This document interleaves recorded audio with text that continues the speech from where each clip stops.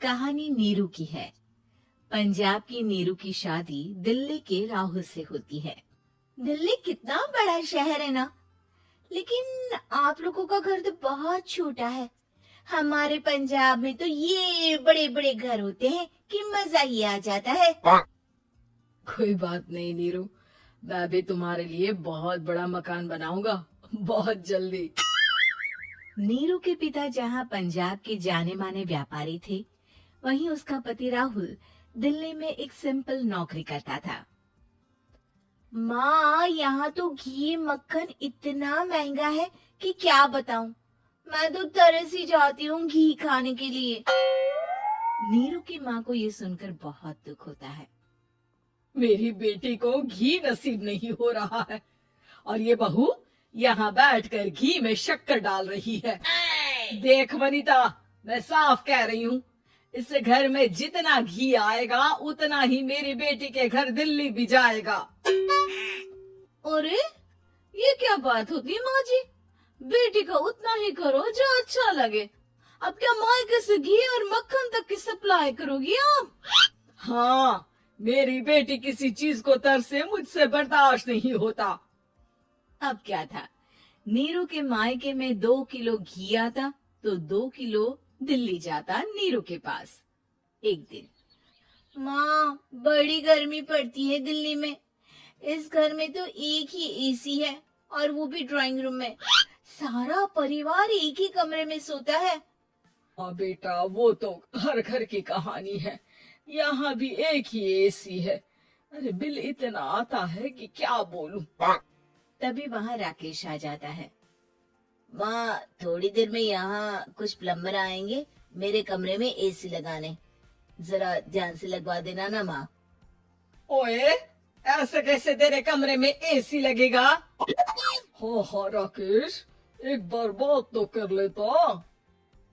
अरे पापा, वो वनिता को गर्मी में नींद नहीं आती।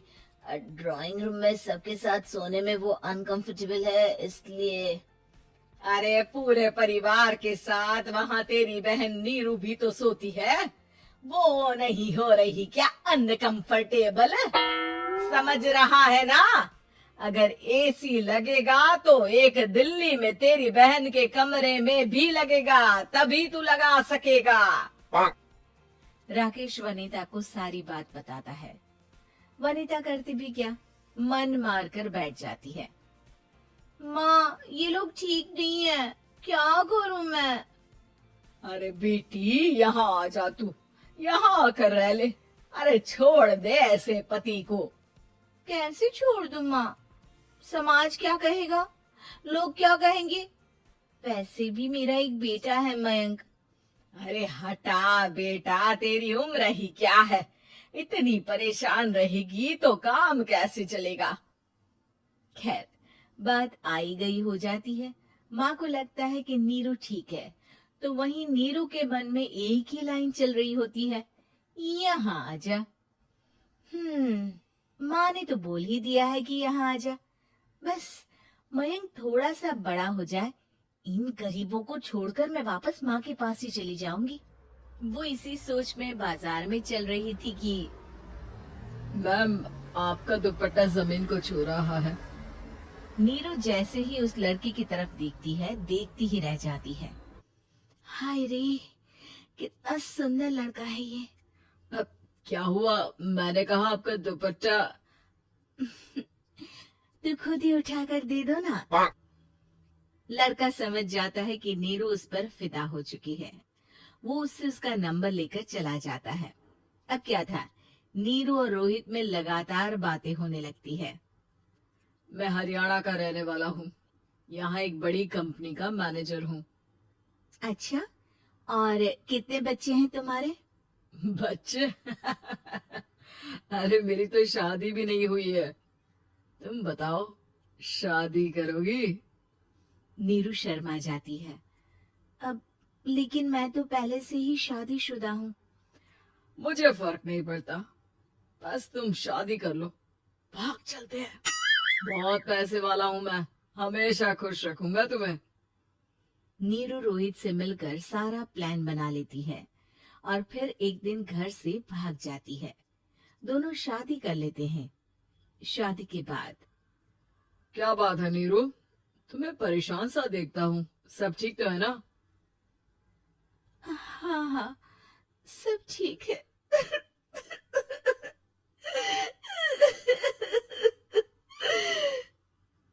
ये कहते कहते ही वो रोने लगती है।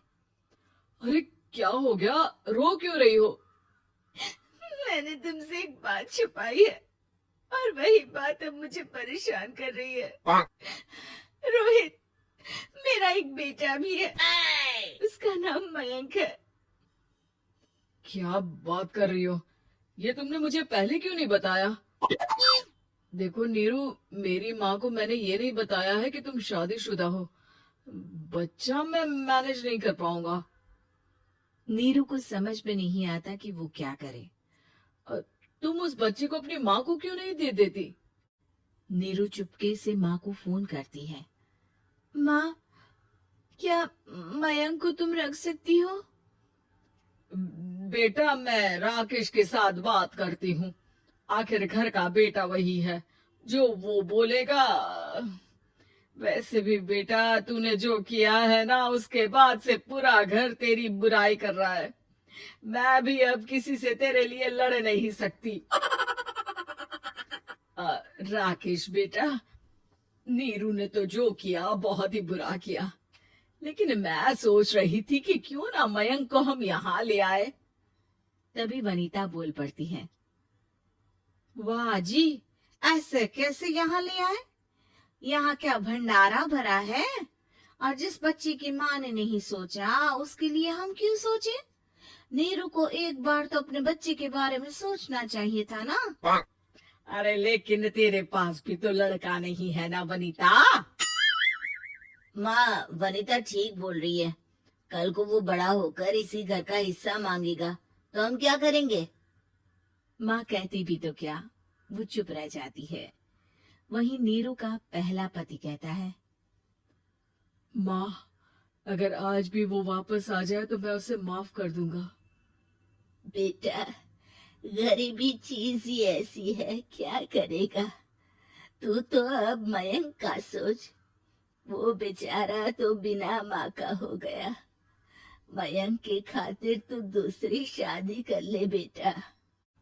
लोगों के लाख समझाने के बाद नीरू के पहले पति की शादी रिद्धि से हो जाती है, जिसके पहले पति से 2 बच्चे होते हैं। देखो जी, मैंने शादी सिर्फ बच्चे के खातिर की है। मैंने भी शादी सिर्फ बच्चों की खातिर की है। वहीं नीरू के दूसरे पति के मन में ये बात घर कर जाती है कि नीरू एक मासूम बच्चे को उसके खातिर छोड़ कर आई है। अब देखो नीरू, मुझे लगता है कि जो औरत अपनी कोख का बच्चा छोड़ सकती है, वो तो कुछ भी कर सकती है। कल को तुम्हें मुझसे अच्छा कोई मिल गया तो तुम तो मुझे भी बाय बाय कर दोगी ना। नीरू को अब उसका दूसरा पति ताने देना शुरू कर देता है। तंग आकर नीरू उसकी यहाँ से भागकर अपने पहले पति के पास चली जाती है, लेकिन ससुराल में क्या लेने आई है नीरू, मयंक को? नहीं नहीं सासू माँ, मुझसे गलती हो गई, मुझे माफ कर दीजिए। नीरू, अब वक्त खत्म हो गया है, मेरी शादी हो चुकी है। तो छोड़ दो ना उसे, हमारा बच्चा है। मैं आपको अपनी माँ नहीं मानता, मेरी नहीं मान तो बात अच्छी है। नीरू मयंक की बात सुनकर समझ जाती है कि उसके पास अब ना आसमान रहा, ना ही जमीन।